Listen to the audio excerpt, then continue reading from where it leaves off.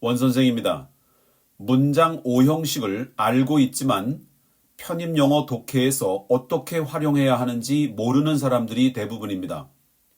이것은 사실 알고 있다고 말할 수 없는 것입니다.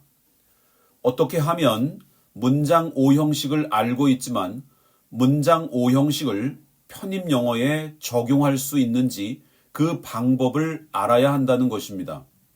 문장 오형식을 이해하고 편입영어에 활용할 수 있다면 편입영어 독해에서 문장 분석은 자동으로 해결될 수 있습니다.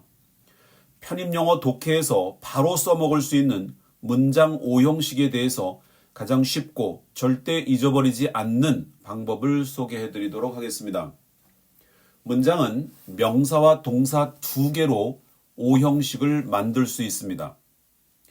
물론 형용사라는 요소가 있지만 그것은 전체적인 틀을 이해하기 위해서 잠시 유보해두고 마지막에 보충 설명으로 해결하도록 하겠습니다. 일단 문장은 명사와 동사 두 개로 1형식부터 5형식까지 만들 수 있다는 것입니다. 먼저 명사, 동사로 구성하고 그 다음에 명사, 동사, 명사 그 다음에 명사, 동사, 명사, 명사 이렇게 세 가지의 형태로 구별을 해보겠습니다. 명사, 동사로 해서 문장이 끝나는 것은 1형식이고 명사, 동사 뒤에 명사가 하나 있는 것은 2형식이 될 수도 있고 3형식이 될 수도 있습니다. 앞에 있는 명사와 뒤에 있는 명사가 같을 경우에는 2형식이 되는 것이고 앞에 있는 명사와 뒤에 있는 명사가 서로 다르게 되면 3형식이 되는 것입니다. 이제 마지막으로 명사, 동사 뒤에 명사가 두 개 있는 것을 해보자면 동사 뒤에 있는 명사 두 개가 서로 같으면 5형식이 되는 것이고 명사 두 개가 서로 다를 경우 4형식이 되는 것입니다. 이와 같이 문장 5형식은 명사, 동사의 배열이며 동사 뒤에 명사가 없는 것, 하나 있는 것, 두 개 있는 것 이런 식으로 문장 5형식을 이해한다면 완벽하게 어떠한 편입영어 독해 문장을 보더라도 그 문장이 1형식인지 2형식인지 3형식인지 아니면 4형식인지 5형식인지 알 수 있게 된다는 것입니다. 여기에다가 형용사를 첨부해보면 2형식, 다시 말해 명동명에서 앞에 있는 명사와 뒤에 있는 명사가 같을 때 이 명사 대신에 형용사를 넣을 수 있게 됩니다. 명동명에서 양쪽 명사가 같으면 앞에 있는 동사 앞에 있는 명사의 정체성을 설명하는 명사입니다. 그러나 그 명사 자리에 형용사를 넣게 되면 앞에 있는 명사에 대한 성질을 설명하는 형용사가 되는 것입니다. 이와 같이 이 형식에서 동사 뒤에 나오는 요소는 명사, 정체성 표현하기, 그 다음에 형용사, 명사의 앞에 있는 동사 앞에 있는 명사의 성질을 설명하는 형태로 쓸 수 있습니다. 이 두 가지를 주어, 즉 다시 말해 동사 앞에 있는 명사에 대한 성질과 정체성을 보충해주는 말로 주어를 보충한다 그래서 주격보어 아니면 우리가 그냥 보어라고 봐주시면 되는 겁니다.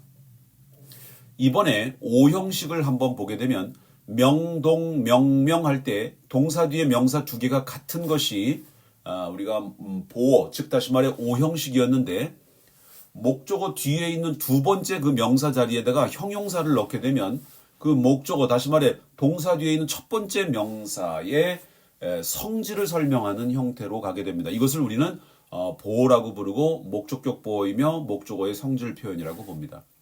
그렇다면 명동, 명명 할 때 그 두 번째 있는 명사는 앞에 있는 명사와 같기 때문에 앞에 있는 명사, 즉 목적어에 대한 정체성을 설명할 때 주로 사용하는 방식이라고 볼 수 있습니다. 이와 같이 명사와 동사를 가지고 5형식을 이해하고 거기다가 형용사를 2형식에다가 혹은 5형식에다가 살짝 얹어주면 완벽한 5형식 문장에 대한 이해, 그리고 이 문장을 실제 이론만이 아니라 실제 문장에서 여러분들이 활용해서 내가 5형식 문장을 편입영어 독해 문장에서 써먹을 수 있는지 없는지를 확인해 볼 필요가 있다는 것입니다. 바로 해보겠습니다. 제일 처음에 he runs 이런 문장이 있습니다. 그는 달린다. 그는 뛴다.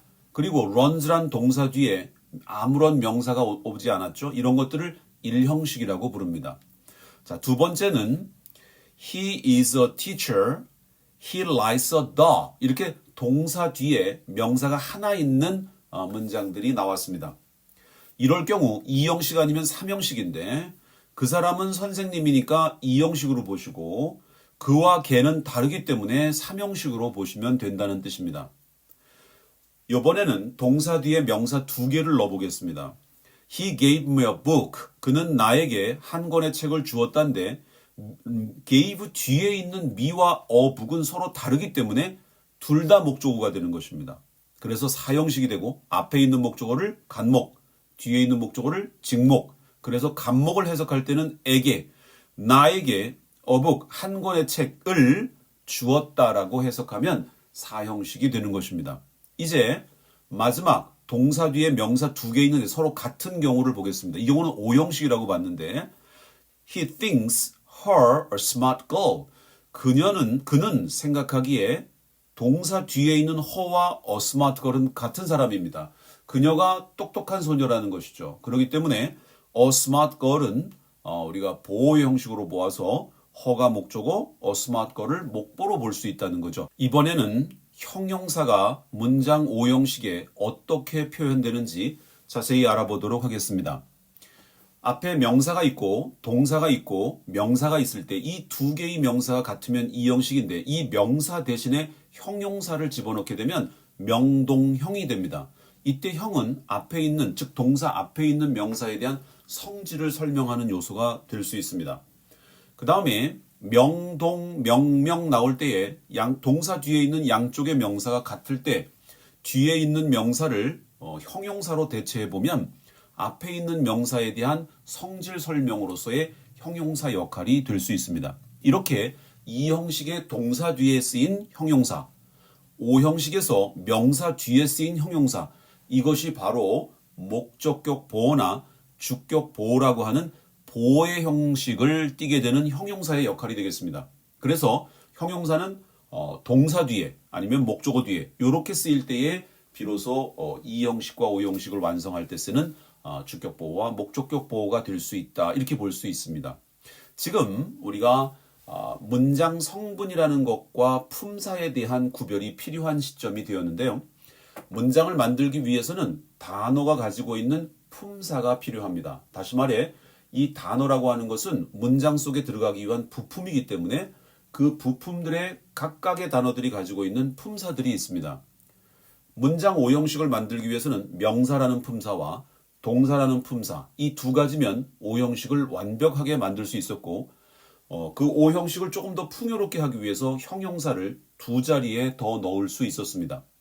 그런데 문장이 되기 위해서는 명동, 명동명, 명동명명 이렇게 세 가지의 패턴을 가지고 같아와 달라를 통해서 문장 5형식을 만들어낼 수 있는데 과연 동사 앞에 있는 이 명사를 문장 성분으로는 뭐라고 부를 것이냐? 그것은 주인이 되는 말이기 때문에 주어, 동사는 주어를 설명한다 그래서 수러, 그 다음에 동사 뒤에 앞에 있는 명사와 같은 아이를 보어, 주어, 즉 동사 앞에 있는 이 주어와 다른 명사를 우리는 목적어라고 부르게 됩니다.